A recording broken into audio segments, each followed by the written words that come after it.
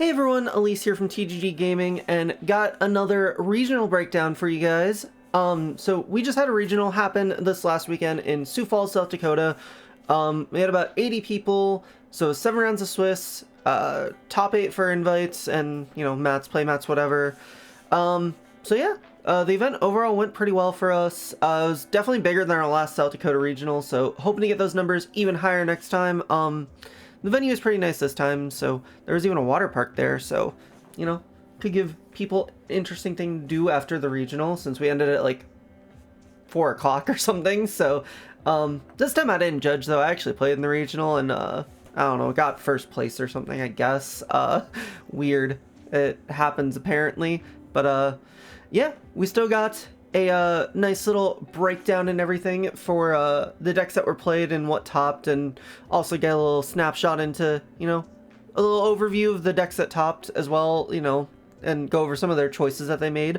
Make sure you guys do go watch all the deck profiles and feature matches and all that stuff that do happen from the regional. They'll be uploaded, you know, shortly, and, you know, the deck profiles should already be up, but the feature matches will slowly go up as time goes on. But yeah, those always be good content to watch. But yeah, let's just get into it. Big shout outs to the head judge from the event, Lang Tao, which was also his birthday. So apparently your birthday present is head judging a regional. Nah, it worked for him, but he did the breakdown this time. We didn't get deck counts this time, but like the number of cards they play in decks, but we still got all this lovely info right here, which is very much appreciated. Love you, Lang. But anyways, so obviously the most represented thing in any regional is gonna be Rogue. Yeah, he just didn't do, you know, every little deck just because it's a lot of decks. But yeah, a lot of Rogue decks that were played. But otherwise the most represented deck was Despia with 14, and then Tanyi Swordsoul came in right after. It's kind of, I don't know, every single, you know, thing we've done so far has always pointed at Despia being more represented, but like I feel like Swordsoul should still be getting more representation than it does, but I mean, like, hey, if that's how people want to live their lives, then sure. I mean, I can't say shit. I played Dragon Link and into, you know, knowing that people still keep playing Despia like that, but it's okay. We only played one. But the next highest represented after that was actually Sky Striker. After the YCS, you know, people got to pick up their Sky Striker, play the Mystic Mine. And yeah, I actually played 2 during the event. That was like one of my most represented matchups. Also with Eldlik, I played 2. So I played 2 out of the 3 Eldlik players in the room. But yeah, Striker's getting a bit more representation. And because of that, actually some of like the top cut deck lists are going to have some back removal main just to play around mine. Which is kind of interesting to see how the YCS affected all of that. The Punk Adventure number is the next one, which I still think is a bit low. I'm still really surprised more people don't play that deck, but I guess at the end of the day, people want to go with what they're comfortable with, and the Punk deck is probably just something a little bit more adventurous. Okay, that wasn't a pun I intended, but oops. But yeah, it's a little bit more adventurous, and, you know, you gotta learn a little bit more to it, so learning it in such a short amount of time probably takes enough effort, so, but I don't know, I think that deck needs a little, well, should get more representation as time goes on. Then after that, it's obviously Eldlik, like I said, and then ABC Adventure. I'm still surprised those numbers aren't a bit bigger, but I understand it at the same time. The deck is like iffy, but it's also cool at the same time. So and then we just got a bunch of Rogue, like Dynamorphia, Salamangreat, Drytron. Also surprised that, you know, since Justin topped the YCS with Drytron, and there's like one other that people wouldn't want to gravitate more back to Drytron, but I guess with the striker amounts, it also makes things weird. There was even a Trickstar striker, only 1 Flunder, which I was really surprised about. Like, I don't know, I'm used to there usually at least being like 10 Flunder players in a room, or like, you know, a reasonable enough number, not just 1, but I mean, I'll take it. I'm okay with that. And then we had some of the other one-ofs. There was like a Phantom Knight, there was a Dragon Link, Heroes, Eldlik Dogmatica, which could just go on the Eldlik, but that's fine. Sharks, and then just a bunch of other stuff that was just thrown into Rogue. But pretty decent spread of stuff. Still surprised certain numbers aren't higher than they are, but I mean, it's also a regional at the same time, so, you know, not the highest numbers of all the better decks, but, you know, still pretty decent rounding. So we'll go into what topped the event, which was 2 Swordsol Tanyi, 2 Branded Despia, 1 Dragon Link Adventure, and then 1 Virtual World, 1 Evil Twin, and 1 Eldlik. I guess the biggest shocks, like, so from last weekend, we had 3 Swordsoul and 1 Despia, and one of the Swordsouls moved over, which I think that's just gonna be the general trend, is usually gonna be like half Swordsoul, or like, you know, a decent amount of Swordsoul, decent amount of Despia, and then a few others. And I guess the biggest upsets would probably be like, there was the one Virtual World, and then the one Evil Twin, which seems like Virtual World always loves sneaking in at our regionals, because there's one that topped at the last one too, and then, yeah, but Evil Twin is definitely like the biggest, one that, you know, couldn't really expect at the same time, but hey, did some nice stuff there. And Eldlik, that always likes to sneak in, always got to be a little bit, you know, trap decks are always going to get someone. It almost got me once, but then apparently right against anti-spell is really good. And the one Dragon Link, I don't know, I just felt like it was a good meta choice, and it ended up working. So yeah, otherwise this breakdown looks pretty standard. Still surprised that like no striker or like punk decks made it in, but at one point in time they will. We did have a striker player who was playing striker Therion that got 9th place, who was actually one of the people I beat, and which was weird because his tiebreakers were literally me and the Evil Twin player, and the Evil Twin player was X1, but you know, tiebreakers just suck like that sometimes. But anyways, let's start going into the deck list then. I don't think we need to focus on just the breakdown anymore. We can just get an overview of the deck lists. I'm not going to talk about this much more. This deck list sucks. I don't know why anyone would play this deck. Like, whoever made it is actually just like some garbage. I'm just kidding. If you guys actually want more insight on this, I genuinely think the choices I made were right, or you know, good meta calls, whatever. So you can watch the deck profile for more insight onto it. I'm not going to talk about it more in this video. But next we got the Virtual World deck. So playing 42 cards, which technically you can probably fit this deck down to an even 40, but I think last second he decided to put in a couple extra cards. Just I think the extra addition was like the DD Crows, just to help with what's the deck called? Help more with Despia, just because like I feel like this deck doesn't have like the easiest time against that deck, but you know, have a little bit of addition to help out. Otherwise everything in the main deck is pretty basic for the most part. I don't think there's too much you can deviate from in Virtual World. I know Virtual World players are probably happy that they got their desires back, so that'll be a nice thing for Virtual World. Well, a lot of players too, but yeah. Then the side deck, nothing too insane. He's got the second nib, token collectors for Swordsol. Droll is always nice to have. This is probably a good amount of back removal. The Duster, 2 Twin, and the Reboot. I mean, Virtual World can play in a backer decks pretty decently, so ain't too big of a deal. And then 2 Anti-Spell, 3 Dimension Barrier. Yeah, it works. The only thing that's kind of weird is, like, he is playing the Token Collector in the side, but he's not playing Beatrice at all in his deck, and I feel like you could easily cut this Token Collector to, like, 1, and then play something else that's good to Beatrice. I don't know if there's that much good to Beatrice that would be good for Despia, but if there was, like, that would definitely be something worth considering. Otherwise, extra deck is pretty standard otherwise, besides no Beatrice. He is playing the Hot Red, which I do kind of like a lot. And he's playing the Mud Dragon only for the Hot Red, not to fuse or do anything like that. But I like that choice a lot.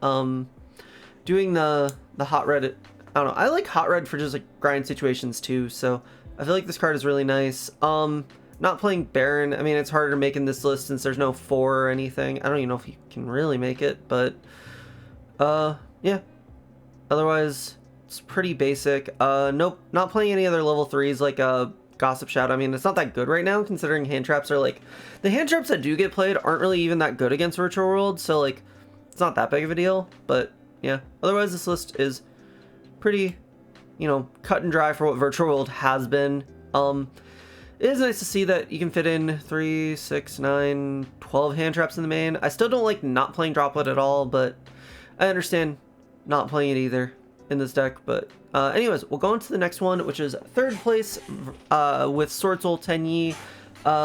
42 cards, otherwise a pretty basic list. His hand trap choices or going second card choices are Ash, Veiler, Imperm, which, you know, good generic stuff. Not playing like Chalice or Droplet or whatever over this, and just felt like you wanted an extra actual hand trap. Maxing out on Ecclesia is nice. I still don't get why people would cut this down to 2. Spoilers, one later that I'll question anyways.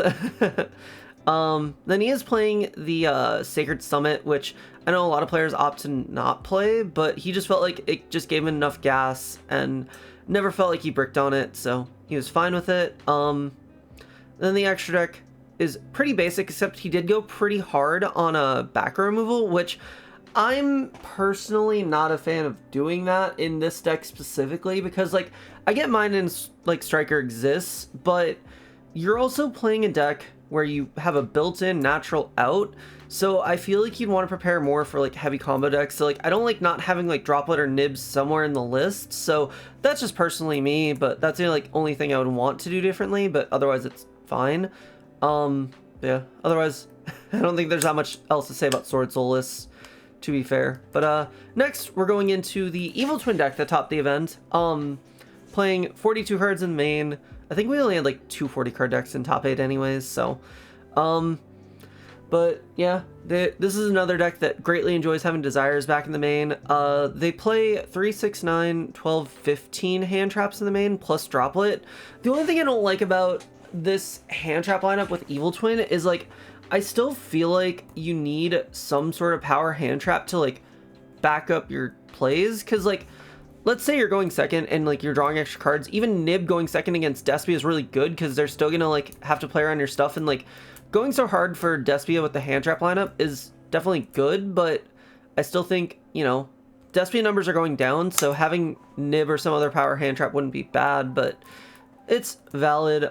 Did main the Cosmic because this deck can very easily lose to mine, and don't want to have that happen, especially since you're playing Desires, so just good to have that little extra backup. The only other thing is like they're only playing the 1 Frost, which I think having 2 is nice just because this has a relevant effect and it's nice to do. And one thing that like a lot of people have been doing lately with this deck that I just don't personally do if I was gonna play this deck is playing the trap card and then the big dude just to send off of Trouble Sunny, which I don't know, I just don't think it's necessary, but no one ever said I knew what I was talking about. But yeah, otherwise main deck looks fine. Then side deck, I do like everything past this I think is all good and correct. Like Evenly with the Evil Twin cards is really cool, I think personally. And yeah, and they're already made some back removal and they're already playing Evenly, so like there's an essence where I could say you don't need Twin, but I think it's fine. But at the same time you could also cut this for more hand traps. And with the hand trap lineup they have in the side deck, I'm personally not a fan of. Like, I don't know, I just don't feel like Contact C really does enough against most decks. Like, I guess it's okay against Despia at best, but it's so easy to get rid of. And, like, Lancia only impacts Flunder, but you're already maining, like, you know, all these. And if you really want to do something against Flunder, you could do, like, Droll or something that has, like, more decks you can hit amongst more matchups. So I feel like Droll Nib would have been better for me personally, but it was fine. The one interesting card that they did play in the extra deck that I actually didn't read until I was putting it in was Deco Talker Extended, which combos so well with Trouble Sunny because you just go Trouble Sunny, tribute it, and you can just get a second attack, and then you still, like, I don't know, it seems like a really good OTK machine, which is kind of cool.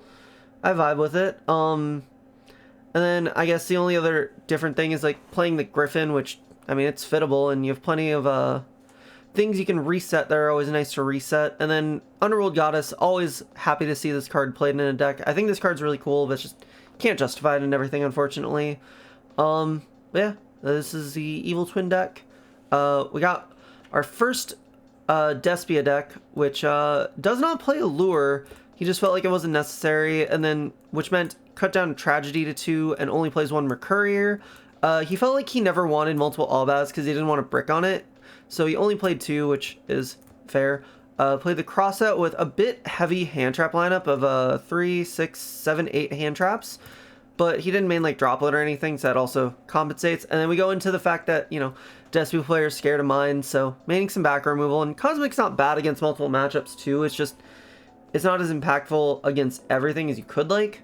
But yeah, otherwise the list is pretty standard. He did decide to side the Banishment and the Super Poly instead of maining them, which is fair. It's not always super impactful, like super able to get off all the time. So signing it is definitely a option that exists. Otherwise, side deck is pretty standard. Put the droplet in the side, play a couple token collector, and then the other twins. So side deck looks fine. He felt like he never needed the third Albion, so he cut it for well, he cut that and Proskinian for Titaniclad and Starving Venom, which Starving Venom I think is going to see a lot more use now that Ignis are starting to be a bigger deck. So, and Titaniclad's always a nice choice, and then playing the Bringhead since you play the Mercurier. So yeah, otherwise this list is, I think that's about all the interesting things to note. And then we got our next Espio player, so they were 5th and 6th place. This one did keep the allure in the deck. Played cross out, but played a slimmer hand trap ratio just because they felt like it was all they needed to prepare for. I mean, one Crow I feel like would have been decent, but it is fine. Played only 2 Mercurier because they didn't want to focus on it, but they still wanted to see it and like have it more often than not, especially since they're not playing the sword. They can't recur it, so it's not like as insane, but they do play the 3 Tragedy and the 3 Alvaz, which is cool. Do play the kit. And I think that's basically it. Did main the Banishment, which is always, I don't know, I like this card a lot personally, so I'm okay with wanting it mained. I think both players actually played triple Patchwork, just wanting to prioritize seeing it, which is fair too. But yeah, otherwise, the side deck is pretty standard, except the Change of Heart he said was just for meme factor, and he played against 6 Despia mirror matches, so Change of Heart's kind of iffy in that matchup, and had to go a little bit harder in back removal because Mystic Mine exists. Weird.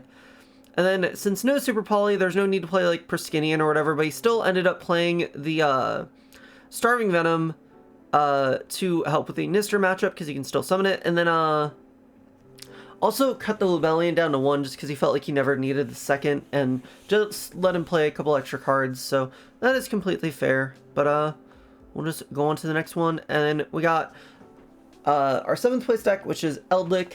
I do like the fact that they're running, oh, I didn't update it. Oops, hold on.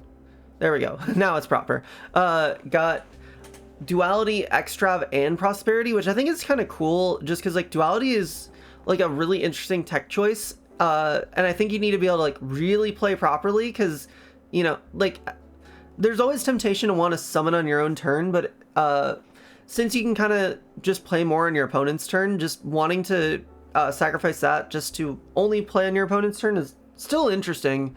I like the concept of it, honestly. And you know, he said he went pretty heavy against, or main decking against Despia, but didn't play as much. But everything still ended up working out pretty okay for him. I mean, D-Barrier is still pretty varied.